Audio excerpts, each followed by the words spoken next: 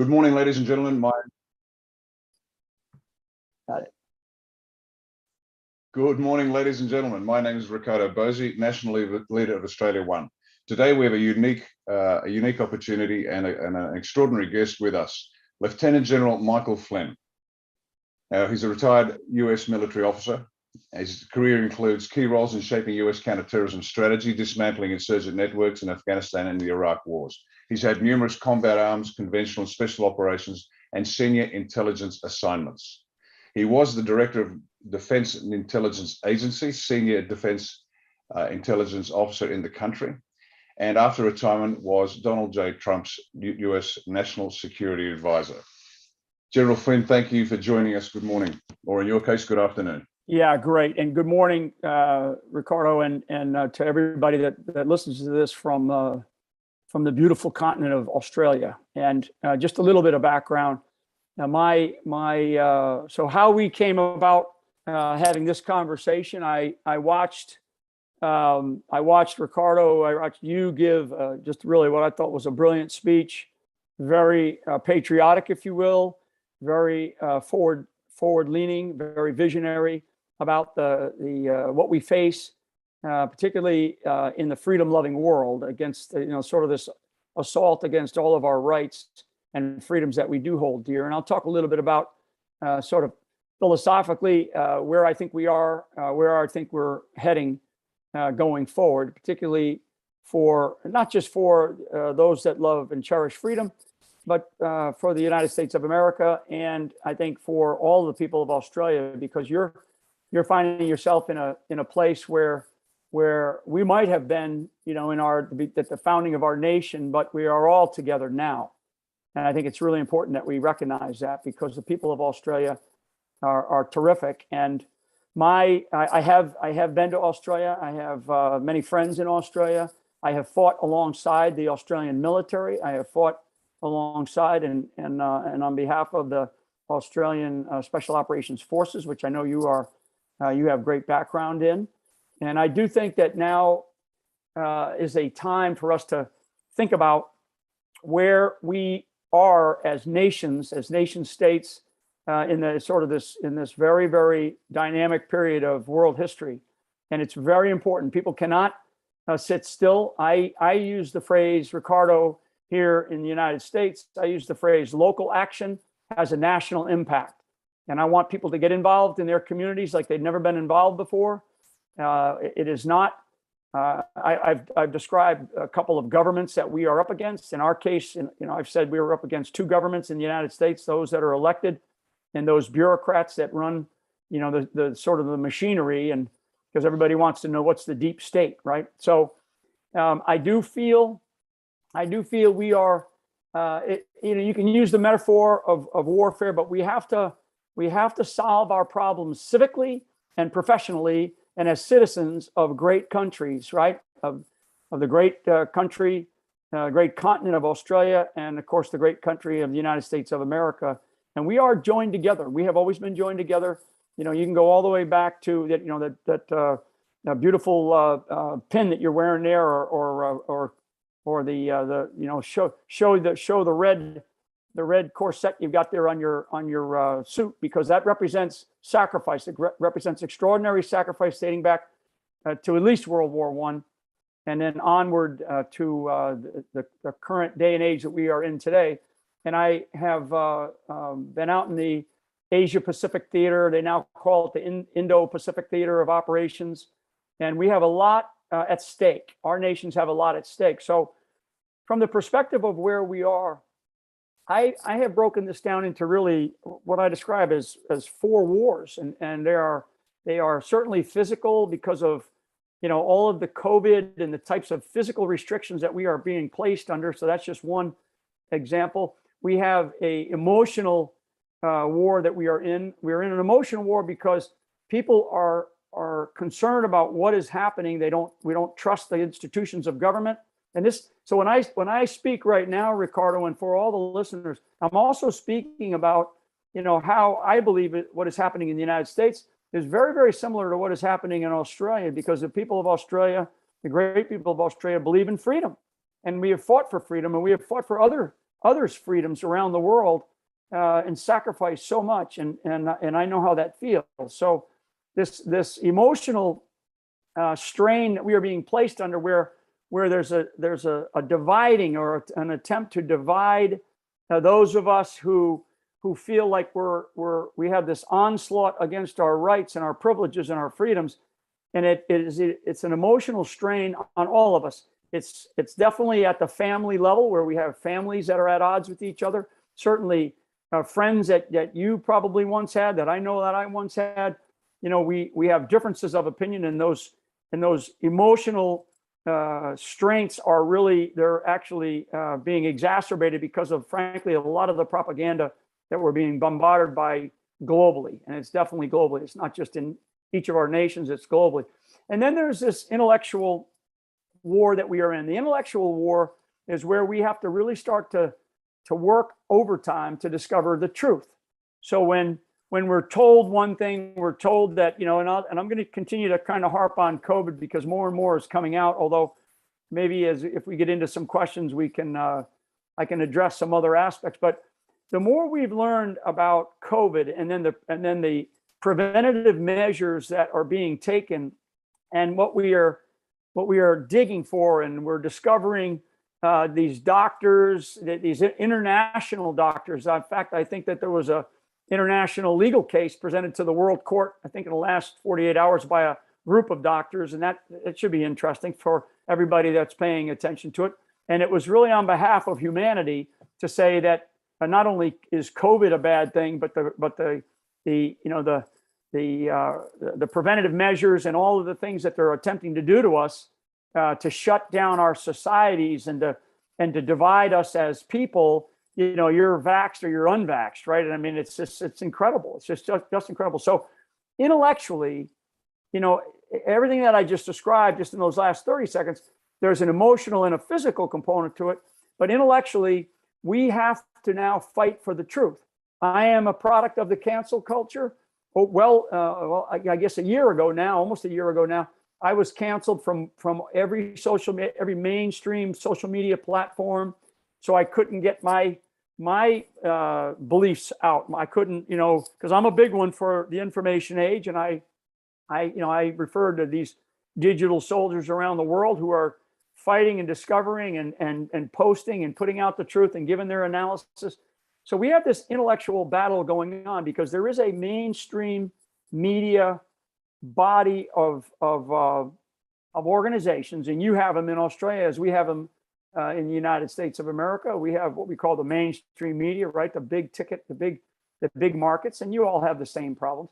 And then we have the social media or the tech titans who are canceling and censoring. I mean, everybody's on, a lot of people are on Facebook, a lot of people are on Twitter. I'm not on Twitter any longer.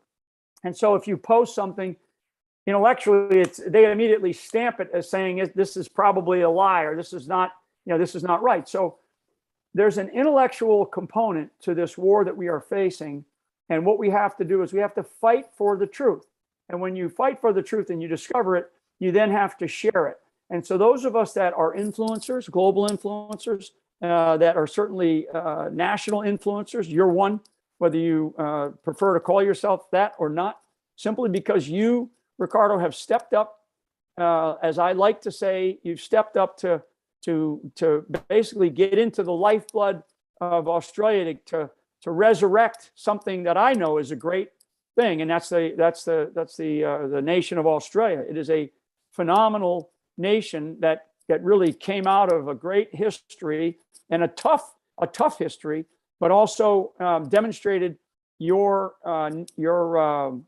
right, if you will, to stand on the world stage of freedom. And Australia has done that because of the sacrifice of hundreds of thousands of Australians over the many years, stepping up for others around the world. And now I think what we have to do internally is we have to step up for each other. So there's an intellectual battle, intellectual war going on. So that's physical, emotional, intellectual. But the most important thing, and I think this is really the moral component, there is a spiritual side, there is a spiritual aspect of what we are facing. I will speak for the United States because I know we have had essentially God ripped out of the fabric of one segment of our system of government. So when we talk about a two-party system, which is principally what we have in the United States of America, the Democrats and the Republicans, the Democrats back in 2012, they actually removed God from their platform. And when they did that, that was a sign that said we are no longer going to look at moral outcomes from the standpoint of a faith-based nation, which is what the United States of America was. And you can go back to the 1500s, the 1600s, all the way into the founding of our nation, where it was really based on religious, persecution and people moving to another new country, new world, to find an ability to be able to practice their faith the way that they wanted to practice it, and as well as demonstrate a real desire to have, our rights and our freedoms, and then so on and so forth. Our founders created really three conditions, and this is this spiritual component that I'm still talking about. And those conditions in our country are really based on three things. And our founders argued over this. And this is something I think for Australia as well, as you begin to rethink as an Australian, what is it and who is it that we want to be in the future? Those three principles, if you will, or values, they're the right to life, right? The most important thing, the right to liberty, and the right to the pursuit of happiness. So life, liberty, and the pursuit of happiness. Those are tenets, if you will, of everything that we believe here in the United States of America, that every single American citizen, every single legal American citizen has. And frankly, everyone who's a freedom-loving person around the world, and anyone really, has the right to life, has the right to liberty, and has the right to pursue happiness the way that they see fit for them. And to do it in a way that doesn't feel or you feel like you're being persecuted because you are making choices about your life. And so, the whole thing, and women know this particularly, but our nation, we have this, phrase, my body, my choice, that came out of really the late 60s, early 70s. And when we talk about the first tenet that I mentioned, life. And so when we talk about these things, what COVID is doing and what our governments are doing is they're using COVID as a means to persecute those of us, those people that say, look, I know what I feel, I know what how I am, I know what my health choices are, the things that are very, very sensitive to every single person. Really, as a couple, one is your health choices. And when I ask, if you were to ask me, have you had a vaccine? I would say it's none of your damn business, right? I mean, that's how I respond. And because I know how I feel. And the other part is our religious beliefs. So when you're being asked about your religious beliefs, or you're being called a conspiracy theorist because you believe in, I'm a Catholic, if you believe in some sort of Christian faith, they start to buttonhole you off to the side as though you're some right-wing conspiracy nut, right? So they are going to categorize all of us. You, Riccardo, are going to be categorized in the Australia One movement is going to be categorized. Don't let it be categorized. Those two aspects of our lives are very sensitive, and they're frankly, it's sort of none of your own business. I'm not going to sit here and preach to you about what your religious faith needs to be. I'm not going to preach to you about what your health conditions should be. You have to make those decisions as free individuals, as a free nation. And right now, from what I see, and looking at it from a distance, but paying very close attention to the global dynamics in play, which I very much do. I wouldn't have gotten to the levels that I got to including the National Security Advisor for the United States, without paying very close attention to the conditions and the criteria that is unraveling around the world. And so what I tell people, when I tell the people of Australia, and when I tell the people of the United States of America, we now have to get involved. We now have to decide. If we have a system of government where we duly elect based on sort of a democratic principle, where one person, one vote, and it all counts equally, and the best person wins in an election, in a free and fair election, then that's good. And what we should do is we should say, okay, if you and I battle it out in a political fight, and you beat me, and it was done fairly, squarely, people liked your ideas better than my ideas, then so be it. That's the beauty of being in a free country practicing democratic principles of electing our officials. I would tell you, and this is really my stern counsel to the people of Australia, to the people of this country, and to people around the world who are in these republics, so to speak, where we elect our officials. We have elected them. There's nobody. It's not those elected officials to blame. It's us. We should blame ourselves. And this is why I say local action has a national impact. You've got to get involved in your communities. You've got to get involved in your townships. You've got to get involved in your local areas, because we can no longer accept in the system of government that we have to be dictated to in a tyrannical way, because the one enemy of freedom is tyranny. And you feel it. I know you feel it. I feel it. And many people, and all the Australians that are, there's nobody kidding themselves now, except for those people that want socialism or worse, communism to take over the DNA of the Australian fabric, or the DNA of the United States' fabric of life, right? We don't want this creeping sense of socialism to move in, yet it is. And in fact, it is, and it's been that way for a long, long time. I mean, people, there's a lot of sort of blame Trump from the media and the left for all the woes that ail us now. But this has been going on much, much longer, Riccardo. This has been going on for decades. Trump was a historic figure who, with all of his imperfections, and I used to introduce the guy as the most imperfect person you're going to vote for president of the United States, and people would applaud. They would stand up and raise hell. They would be great. They would say, yes, we don't want the perfect politician who does nothing but puts their hand out and says, give me your money. And then they go back to Canberra, or they go back to Washington, D.C., and they do just the opposite of what they promised to do for you. So it is, and I'm sort of pointing at you, but I'm pointing at the Australian people, because I point at the American people and say, it is no longer, there's no longer any excuse. We now have to take responsibility for our nations. We have to take responsibility for our futures. We have to take responsibility for our children and our grandchildren. I have 4 grandchildren, and I will tell you, and I'll stop here and maybe see if you have any questions.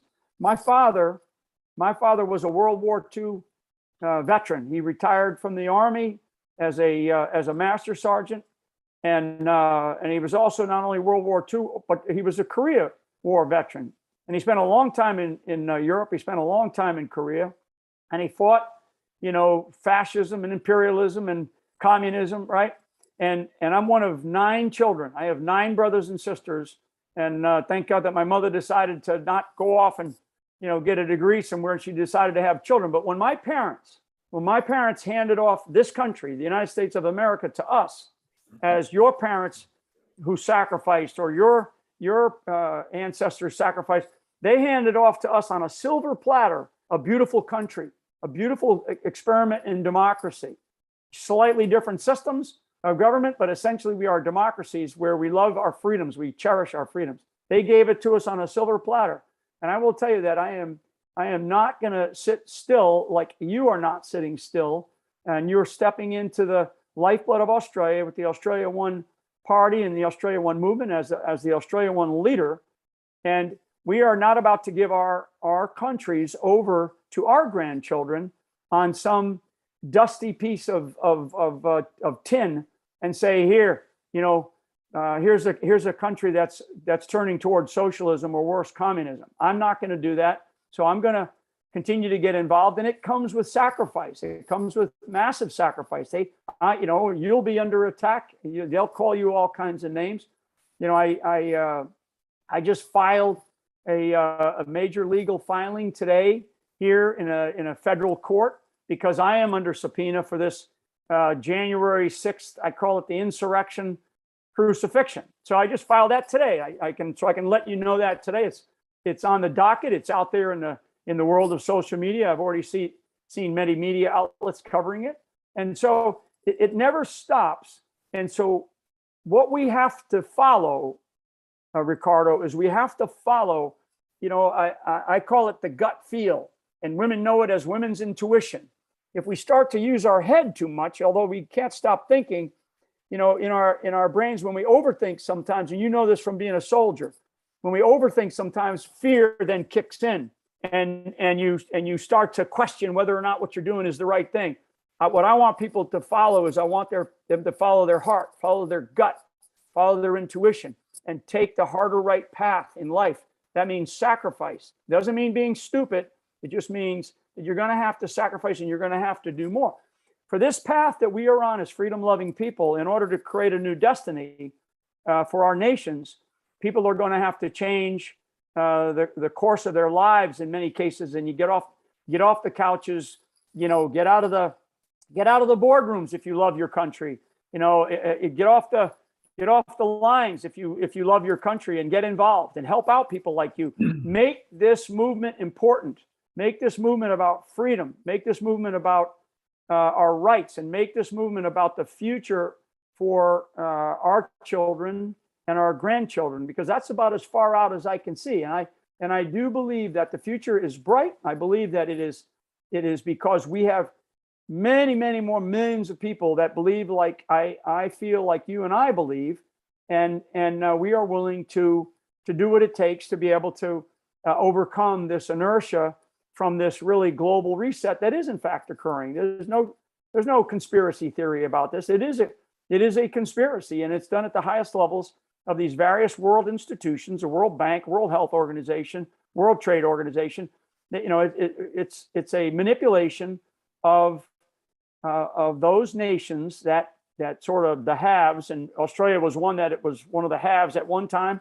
I think that it will be a have again under great leadership, historic leadership, and new leadership, and fresh leadership that has fresh ideas. Same with the United States of America.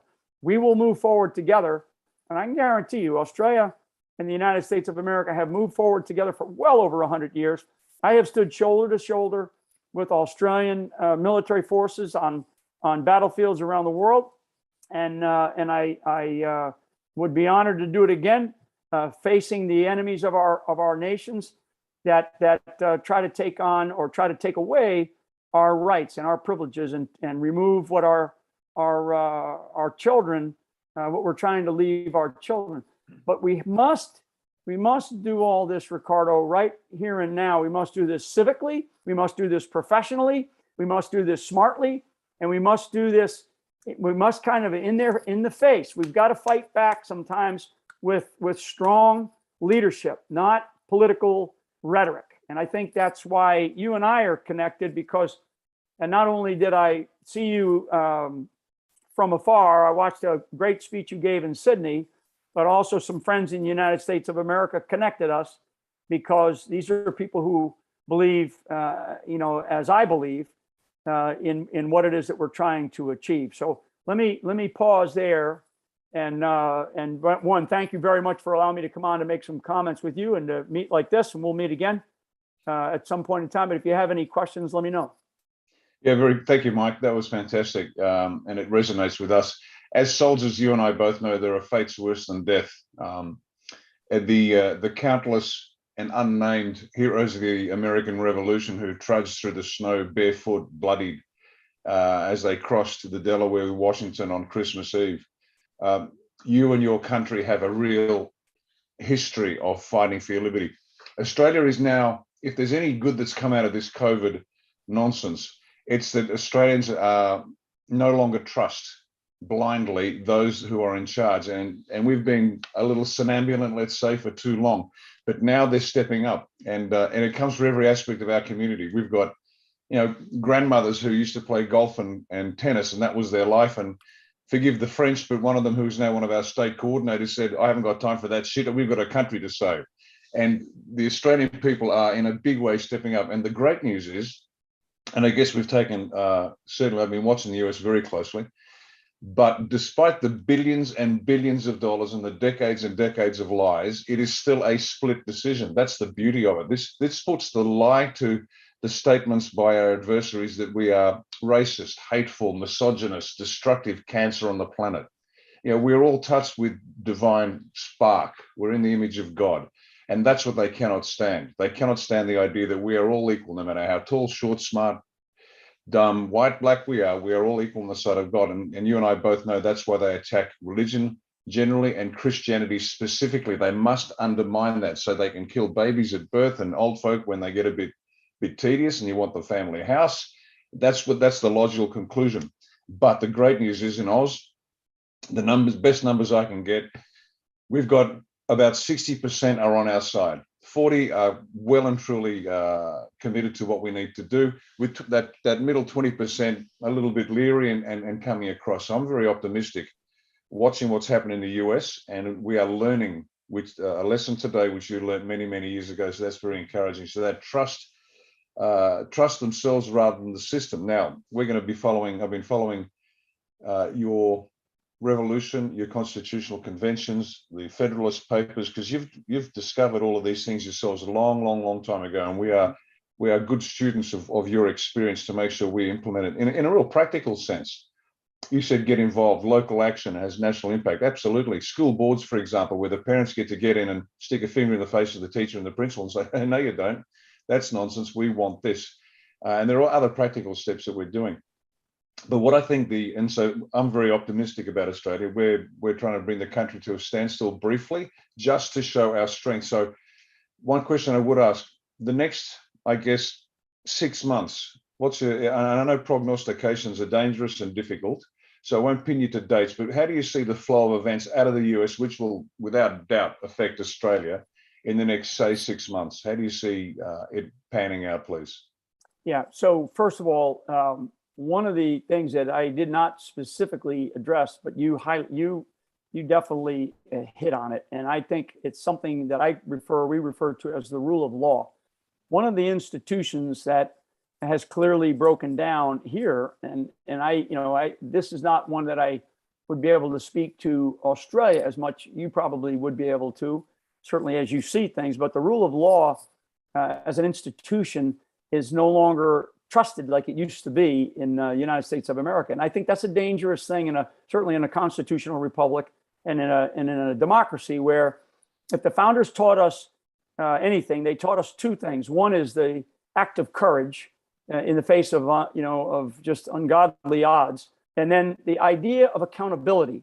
And they held themselves accountable for what they believed in, and they would hold others accountable. So I think what we're facing in the next 6 months, and we're paying very close attention today. As an example, the White House is supposed to, Biden is supposed to give a big speech today about some additional measures that they're planning on taking here in the United States. So I think in the next 6 months, we're going to continue down this path where the left, this really a small body of of some bureaucrats and some elected officials are going to continue to message that we have, additional problems that have to be addressed that relate to COVID, whether it's Omicron or whatever it is. They will continue to leverage this idea that this particular, flu-like disease that we've all come to grips with is something so detrimental that we have to continue to put extraordinary measures in place. And so I think we're going to see some of that. And so that's over the next 6 months. And there's going to be very measured steps, particularly here in the United States of America, where they're going to try to take that. Additionally, on the financial side, I think that the financial side, we're at about 7% inflation rate today. I don't know what the inflation rate is in Australia, but we're about 7% inflation rate. A year ago, we were at 1%. So I think that we are going to continue to climb in terms of the inflation rate, which continues to increase the debt. And it puts a massive financial strain on regular citizens, right? Just regular old people. What most people are concerned about, Riccardo, is what's 50 feet from their door, I call it, right? What's 50 feet from your door. And that's the price of a loaf of bread, the price of a gallon of gas, or a liter of gas, or the price of some other commodity that you buy at your local store. And if you have a problem at your home, whether somebody's breaking in or whether the garage is on fire. You want resources to show up quickly. You want the police to show up. You want the fire department to show up 50 feet from the door. That's what most people are mostly concerned about. I think there is going to be a financial strain over the next 6 months, and we're going to see a continuation of this. And again, I don't have the data to make any analogies between the United States and Australia right now. But I would venture to say that if you have somebody to take a look at that for you, you're going to see some similarities in this financial strain, because when there is a financial strain, it causes people to fear more of what the unknown is, right? It builds a sense of fear, not necessarily just in the government. It's just in what I am able to do, how much risk I can take. If I do this, I could lose my job. If I don't do that, I could lose my job.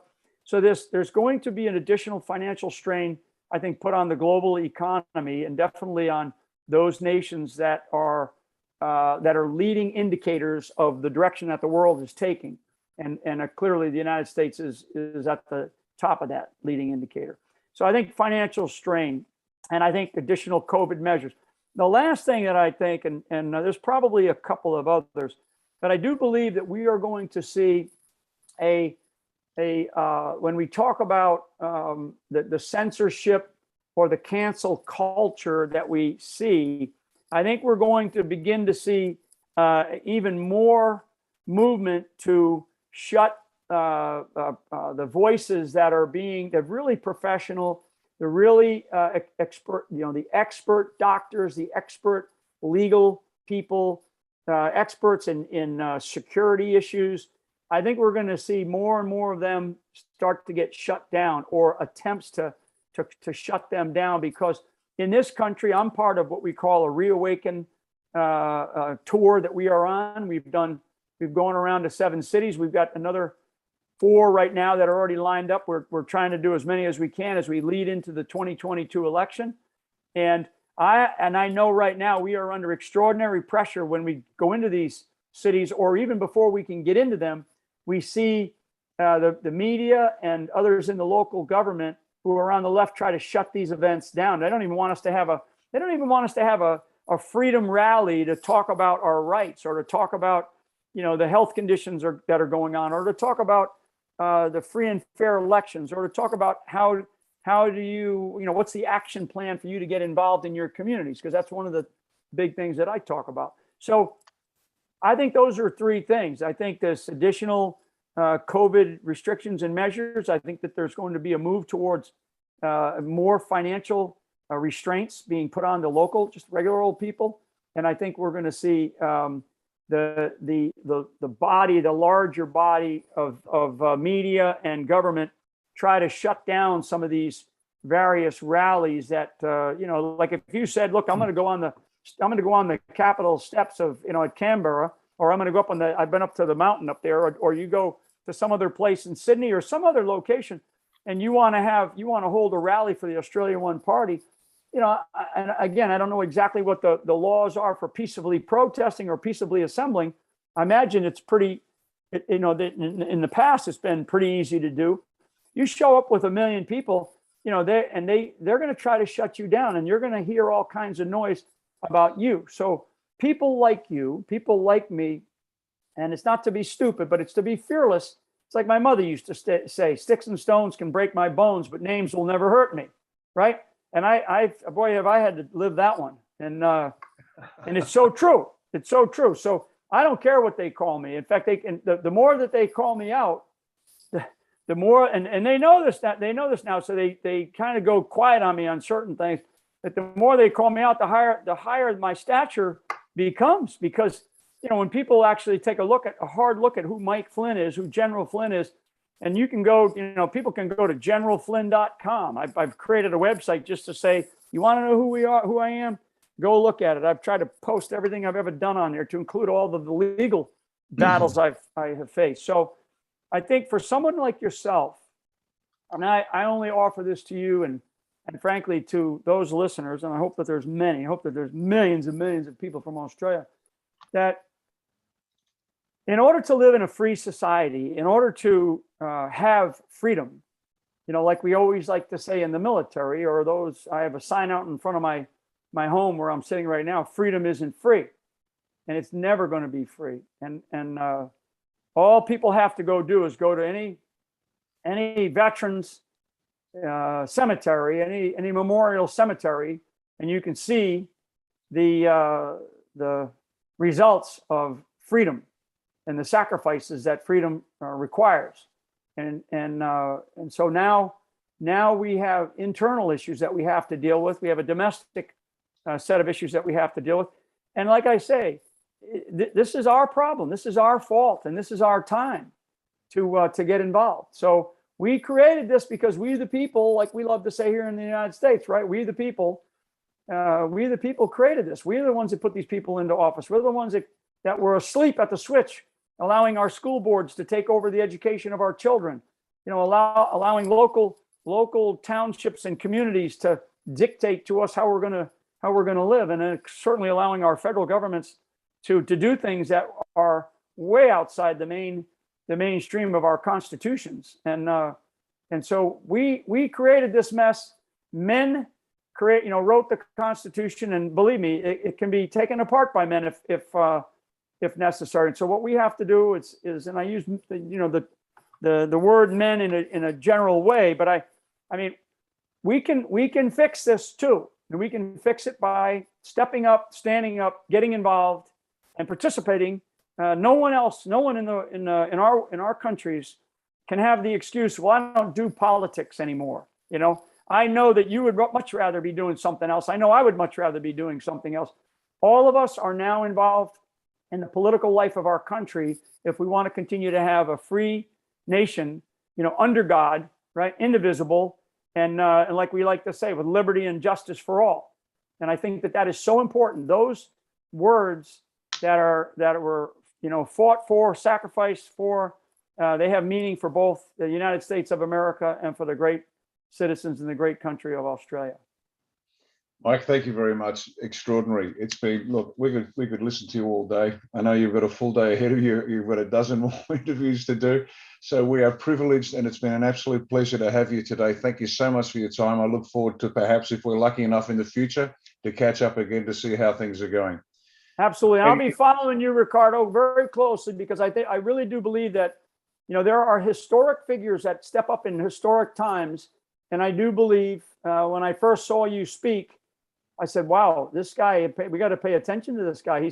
He's got the right message, and you have the authenticity. Okay. So we've never met physically other than right now virtually, but I look for authenticity in leaders, and leaders who have humility. And I do believe that you have both of those. And honestly, I'm very serious. We need historic figures to step up right now at the levels that you are stepping up to, and in order for us to save really freedom around the world.